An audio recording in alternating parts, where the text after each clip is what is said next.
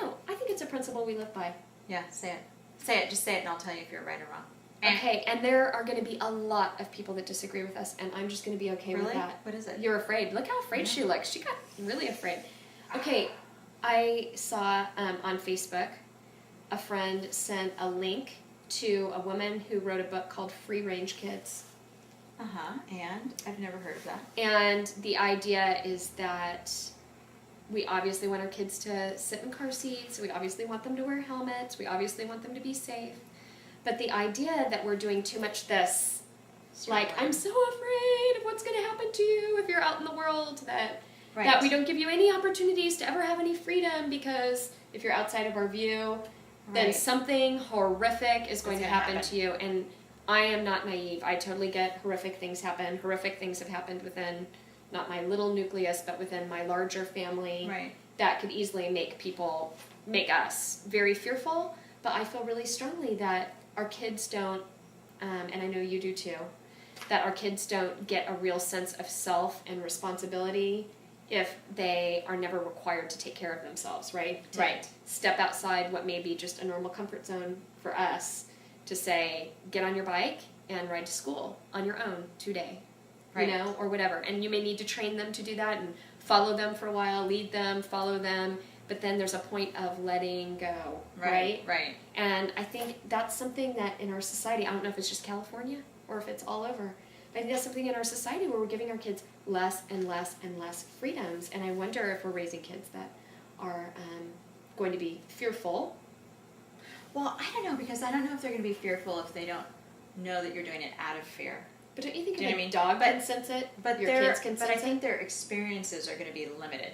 Yeah. I mean, I remember growing up as a kid, and we'd go up to my grandparents a lot, and they lived out like in the farming kind of community and stuff. And man, to ride in the back of a pickup truck, heaven, or with the tailgate down, and all the cousins are sitting on the tailgate hanging on, I mean, there's just something. We all grew up with an experience like that, did we not? Yeah, super fun. Sleeping on the floorboard of the car when you're driving to LA, or you know what I'm saying? I mean, and our kids just don't get that experience. And there's something. So my dad lives out on a farm too, and he has a very long driveway. So the first thing I do now that my kids are a little bit older, is when we get there, like, one of them gets to drive the car with me sitting there. Like, I'm doing the pedals. They're just getting to steer.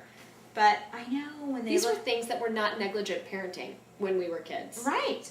That was just considered a fun part of childhood, to ride in the back of the truck. Oh my gosh, we used to drive a 3-hour drive, and my brother and I would be in our sleeping bags in the back of the truck, looking up the starry night, going down the freeway at 70 miles an hour. Right. And I don't want to minimize the fact that people have had horrific things happen, and have probably thought, why on earth did I allow my kid to do that? Because even though I got to do it and never had any accidents, I let my kids do it, and maybe they experienced something bad. But I think there's a difference between healthy caution and suffocation. And I think that it can get easy to suffocate your children, to get to the point where you don't even realize you're doing it, though. You're just afraid of everything. I mean, we live about half a mile from a small, quaint downtown where my kids drive through residential streets.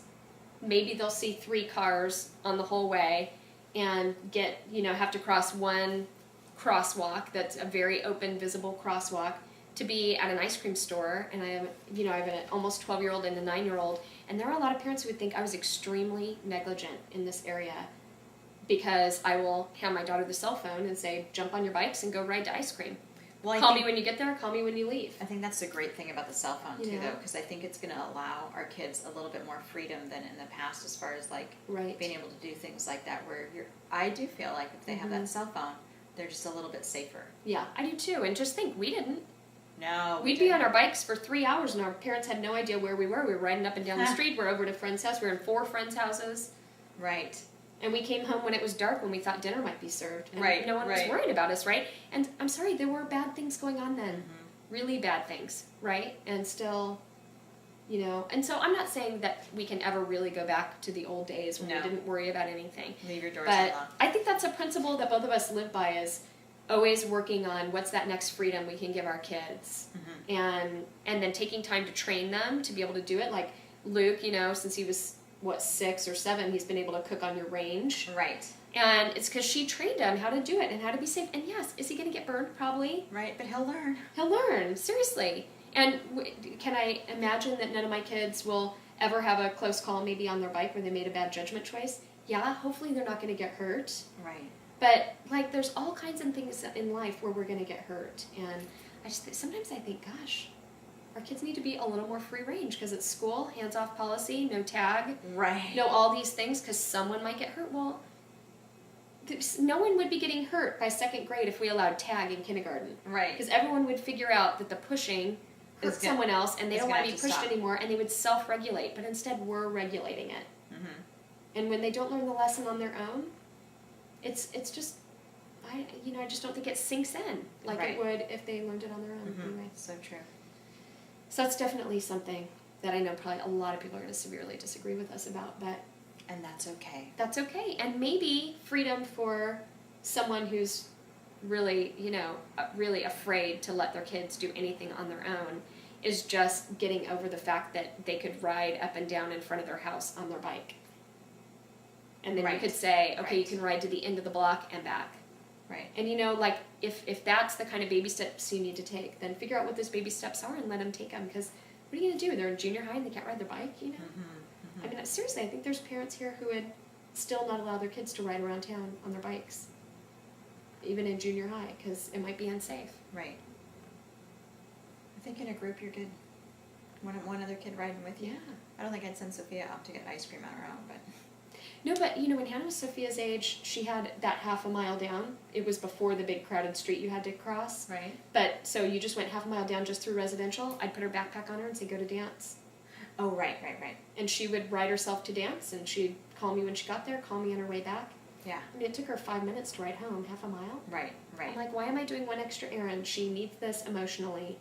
She needs it physically. They grow up real fast. Not real fast, but you know what I mean? It gives them that sense of responsibility and trust, Yeah. So, I think those are important things to live by, I think. Hard to let go when you're a mom. Totally. You don't want to think that you could be responsible for your kid getting hurt, but... Yeah. Part of getting hurt is learning something sometimes, But also teaching them, right? Like things to be cautious of and watch out for. Right. And each kid's different. Each kid's, you're going to let them go differently, right? That's exactly You're going to let them do different things. I do believe, if you tend to be cautious about every single thing in your entire life, then you may have a caution issue. But I do think that we're back to God, but I do think that sometimes God puts something inside of you that causes you to be more careful with some children than with others. Mm-hmm. That certain circumstances will be just more appropriate with some kids than others, and so, you can't have a blanket rule across your whole family because sometimes that just does not pertain to another child. It's true. They're so different. I think we're given a wisdom when we have our kids, but you have to make sure that that wisdom isn't tainted by reading way too much about every horrible thing that can happen, and you gotta be reasonable. Don't we have to be reasonable? Reasonable, yeah. I don't know what that means really, but it could mean something different to everyone, doesn't it? Somebody might think you're totally unreasonable. I'm sure many will. Yeah.